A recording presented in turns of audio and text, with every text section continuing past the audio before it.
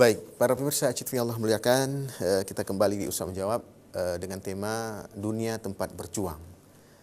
Jadi kita tidak perlu berleha-leha, bersantai-santai di dunia ini, karena dunia ini hakikatnya tempat berjuang, bukan untuk bersantai-santai. Nah, para pemirsa Acit Allah muliakan, tadi kita sudah menyampaikan beberapa ajakan Nabi SAW dalam perjuangan beliau di dunia ini, yang dalam berbagai bentuknya. Ada dalam bentuk ajakan secara lisan yang kita sebut dengan dakwah lisani, ada juga ajakan dalam bentuk perbuatan, beliau melakukan lalu perbuatan beliau diikuti oleh yang lain, itulah dakwah amali. Kemudian juga ada dakwah yang secara langsung, misalnya mendirikan sholat, dan ada dakwah yang sifatnya khusus, ya, mengajak keluarga, yaitu wa kana ya'muru ahlahu bis-shalah, mengajak keluarganya untuk mengerjakan salat. Kemudian yang di keluarga itu pun kemudian lebih dirinci lagi, yaitu misalnya memerintahkan kepada istri dan anak-anak perempuan, qul li azwajika wa banatika, katakan kepada istri-istrimu dan anak-anak perempuanmu. Kemudian dakwah kepada kerabat dekat. Jadi tidak cukup hanya berdakwah untuk istri dan anak-anak kita, tapi juga kerabat terdekat kita, ya, dengan firman Allah wa anzir ashiratakal aqrabin, dan berilah peringatan kepada kerabat-kerabatmu yang terdekat. Nah, berikutnya lagi kepada dakwah yang lebih luas, yaitu dengan orang-orang yang sedaerah dengan kita. Nah, Nabi juga diperintahkan untuk menyampaikan dakwah kepada orang yang sedaerah dengan beliau, yaitu penduduk Mekah. Dalam Al-Quran, dalam surat Al-An'am ayat 92 disebutkan walitunzira ummal qura wa man haulaha, ya, agar engkau Muhammad memberi peringatan kepada penduduk Ummul Qura. Ummul Qura itu apa maksudnya? Itulah Mekah, ya, penduduk Mekah. Nah, wa man haulaha, dan orang-orang yang di luar lingkungannya. Nah, jadi di sekitar Mekah itu pun Allah merintahkan Nabi untuk berdakwah di tempat itu. Dan kemudian lebih luas dari itu, dari orang-orang sedaerah adalah mengajak umat manusia secara keseluruhan, ya. Itu dalam Quran surah Al-A'raf ayat 158, ya. Inni rasulullahi ilaikum jami'an, aku adalah utusan Allah kepada kamu semua. Nah, jadi di Muhammad SAW adalah nabi untuk seluruh manusia, bukan hanya untuk orang-orang Arab saja, ya, untuk orang-orang sedaerah dengan beliau saja, orang Mekah, orang Madinah, Kufah dan seterusnya, tapi untuk seluruh manusia. Dan misi Rasulullah ini pun kemudian telah dilanjutkan oleh orang-orang yang sangat setia dengan beliau, itu para sahabat-sahabat beliau setelah sepeninggal beliau, ya. Ya, kita kenal misalnya orang-orang yang diutus Nabi ke daerah-daerah, ya, di luar Mekah, misalnya Mu'adz bin Jabal. Selagi Nabi hidup pun Nabi telah mengutus Mu'adz bin Jabal ini ke Yaman, ya. Kemudian Amr bin As diutus ke Mesir, ya. Kemudian Abdullah bin Mas'ud diutus oleh Nabi ke Kufah, Ali bin Abi Thalib dan seterusnya. Jadi banyak sahabat-sahabat yang kemudian menyebar ke segenap negeri untuk menyampaikan ajaran benar ini, ya, supaya manusia ini misinya adalah mengenalkan manusia ini untuk mengenal penciptanya, yaitu Allah Subhanahu wa taala. Kemudian tugas dalam kehidupan adalah beribadah kepada penciptanya, yang sesuai dengan surah Az-Zariyat, wa ma khalaqtul jinna wal insa illa liya'budun, dan tidaklah aku menciptakan jin dan manusia melainkan supaya mengabdi kepada aku, beribadah kepada aku, dan mengenalkan kepada mereka juga bahwa hidup ini nantinya akan dilanjutkan setelah kematian, yaitu hidup yang kedua kalinya, yaitu di padang mahsyar, akan mempertanggungjawabkan seluruh amalan-amalan selagi di dunia ini, dan kelak mereka akan menempati salah satu dari dua tempat yang ada di akhirat tersebut, yaitu surga atau neraka. Nah, jadi perjuangan para nabi inilah perjuangan yang sangat-sangat mulia yang perlu kita teruskan, ya. Nabi tidak ada lagi setelah Nabi Muhammad SAW, Rasul pun tak ada lagi setelah Rasulullah Muhammad SAW, tetapi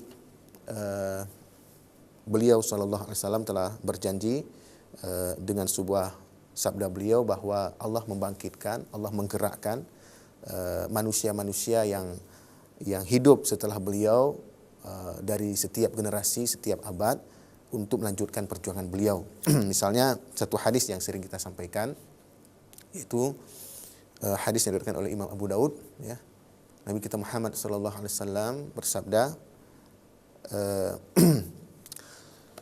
bahwa umat ini akan senantiasa dibimbing, akan senantiasa mendapatkan pencerahan dari setiap generasi, dari orang-orang yang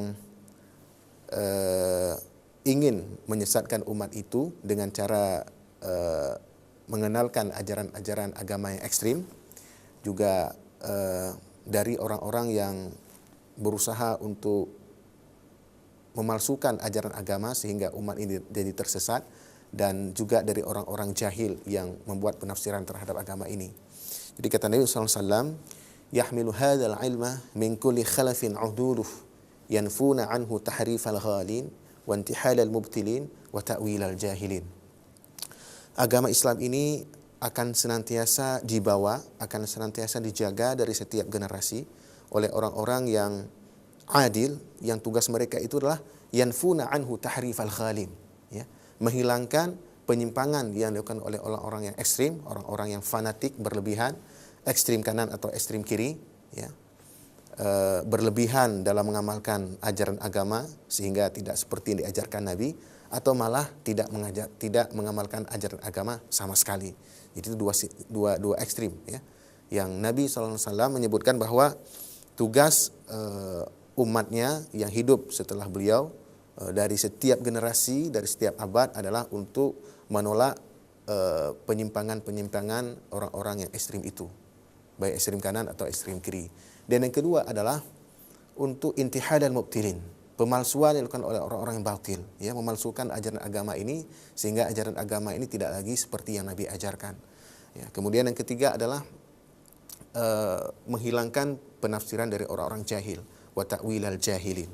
Ya, jadi tugas kita sekarang adalah melanjutkan apa yang Nabi lakukan ini, dan apa yang kita lakukan tentu saja adalah sebuah perjuangan yang akan dihadapi oleh pejuang-pejuang kebatilan. Ya, jadi antara hak dan batil ini tidak akan pernah bisa bersatu. Jadi kalau kita berjuang untuk kebenaran, maka orang-orang batil juga tidak akan senang, dan mereka juga akan menolak kebenaran itu sedapat mungkin. Nah, para pemirsa yang Allah muliakan, jadi perjuangan kita di dunia ini harus terus kita upayakan seoptimal dan semaksimal mungkin agar kelak pahala yang kita dapat juga pahala yang maksimal, ya. Apabila kita lihat di dalam Al-Qur'anul Karim mengenai balasan terhadap amal soleh, maka kita akan melihat bahwa balasan untuk amal soleh itu diungkapkan di Al-Quran dalam berbagai ungkapan, ya. Misalnya menyebutkan bahwa orang yang beramal soleh itu akan diberikan pahala dhi'afaini, ya, diberikan pahala 2 kali lipat. Ada juga yang disebutkan dalam ungkapan adha'afan mudha'afah, ya, dalam balasan yang berlipat ganda. Ada juga dalam bentuk jumlahnya yang luar biasa banyaknya, ya, dengan melipat gandakannya sampai malah 700 kali lipat dan seterusnya. Sampai ada balasan pahala itu yang Allah sebutkan bighairi hisab, ya, tidak terhitung sama sekali. Nah, jadi kita berupaya di dalam mengajak manusia ini untuk mengenal Allah, ya, untuk mengajak manusia ini untuk beribadah kepada Allah dan mengenalkan manusia kepada hari akhirat, bahwa hidup ini adalah sementara dan akhirat adalah selama-lamanya. Maka perjuangan kita itu haruslah perjuangan yang optimal dan maksimal. Di dalam surat Al-Muluk, Allah Subhanahu wa taala menyebutkan bahwasanya hidup dan mati itu adalah sebagai ujian bagi kita, ya. Allah berfirman, "Alladzi khalaqal mauta wal hayata liyabluwakum ayyukum ahsanu amala." Allah menciptakan kematian dan kehidupan adalah untuk menguji kalian, siapa di antara kalian yang paling baik amalannya. Nah, jadi tentu saja bukan yang paling banyak, ya, yang paling baik. Ya, kita akan memilih yang berkualitas, ya, daripada kita mengandalkan yang kuantitas. Apabila kita lihat perjuangan para pengikut para nabi sejak dahulu, termasuk para nabi itu sendiri, maka kita melihat perjuangan mereka itulah perjuangan yang berkualitas. Salah satu ayat yang menyebutkan itu misalnya Allah berfirman, wa ka'ayyin min nabiyyin qatala ma'ahu ribbiyuna katsir. Banyak sekali, ya, para nabi itu diikuti, ya, oleh orang-orang yang ribbiyuna katsir, ya. Banyak sekali orang-orang yang berperang bersama dengan para nabi itulah ribbiyuna katsir, orang-orang yang rabbani yang sangat banyak sekali, ya. Ini kuantitasnya. Tapi bukan hanya kuantitas, yang lebih penting dari itu adalah sifat-sifatnya yang disebutkan dalam ayat tersebut, ya. Wa ka'ayyin min nabiyyin qatala ma'ahu ribbiyuna katsir fama wahanu lima asabahum. Nah, ini penting sekali. Fama wahanu lima asabahum. Pengikut para nabi itu, mereka itu tidak lemah mental mereka terhadap musibah-musibah yang menimpa mereka. Jadi tidak lemah mental karena menghadapi ujian-ujian dari Allah. Mereka tetap tegar dalam jalan dakwah ini, jalan-jalan perjuangan ini. Kemudian Allah sebutkan lagi wama dha'ufu. Bukan hanya lemah, tidak boleh lemah mental, tapi juga tidak boleh lemah fisik. Ya, jadi jangan kemudian mental kita kuat tapi fisik kita lemah, ya. Para pejuang-pejuang kebenaran ini harus bermental baja, bermental yang kuat, tapi juga tidak sekedar itu, juga berfisik yang kuat. Makanya Nabi SAW menyebutkan al-mu'minul qawiyyu khairun wa ahabbu ilallah minal mu'minil dhaif. Orang mukmin yang kuat lebih baik dan lebih dicintai oleh Allah daripada mukmin yang lemah. Nah, jadi kita kuat mental dan juga kuat fisik. Nah, apakah hanya cukup kuat mental dan kuat fisik saja? Tidak. Ya, Allah melanjutkan, ya. Wa mastakanu, dan tidak menyerah pada musuh. Buat apa kemudian kita kuat mental, kita kuat fisik kemudian menyerah pada musuh, ya, wa mastakanu. Ya, wallahu yuhibbus sabirin, dan Allah mencintai orang-orang sabar. Jadi memang untuk kita tidak menyerah pada musuh itu diikuti dengan terlebih dahulu kuat mental kita, kemudian kuat fisik kita, dan kita akan tetap istiqamah, tidak akan menyerah pada musuh. Wa mastakanu wallahu yuhibbus sabirin, dan Allah mencintai orang-orang yang sabar. Itulah sifat-sifat yang harus dimiliki oleh kita, para pejuang-pejuang kebenaran ini, agar dakwah para nabi ini akan terus tersebar luas tanpa ada halangan, yaitu kita para pejuang ini tidak boleh lemah secara mental, kemudian tidak boleh lemah secara fisik, dan juga tidak boleh menyerah pada musuh, dan terakhir kita tetap bersabar dalam perjuangan ini. Nah, para pemirsa TV Allah muliakan, jadi sebagaimana kita maklumi bersama bahwa kebenaran dan kebatilan itu tidak akan pernah bisa bertemu, ya. Makanya ketika dalam rapat penentuan tahun Hijriyah, ya, di zaman Umar bin Khattab, yang kita kenal sekarang dengan tahun Hijriyah, ya. Ketika penentuan tahun Hijriyah itu ada banyak pendapat, ya. Para sahabat saat itu, ada sahabat yang mengusulkan penanggalan Islam itu dimulai dari peristiwa lahirnya Nabi saja, Maulid Nabi Muhammad SAW saja. Ada yang mengusulkan dimulai dari peristiwa Bi'athah, peristiwa diutusnya Nabi Muhammad SAW saja, ya, yaitu di usia beliau 40 tahun. Ada yang mengusulkan supaya penanggalan hijrah itu dimulai dari peristiwa hijrah. Ada juga yang mengusulkan dimulai saja dari peristiwa wafat Nabi Muhammad SAW.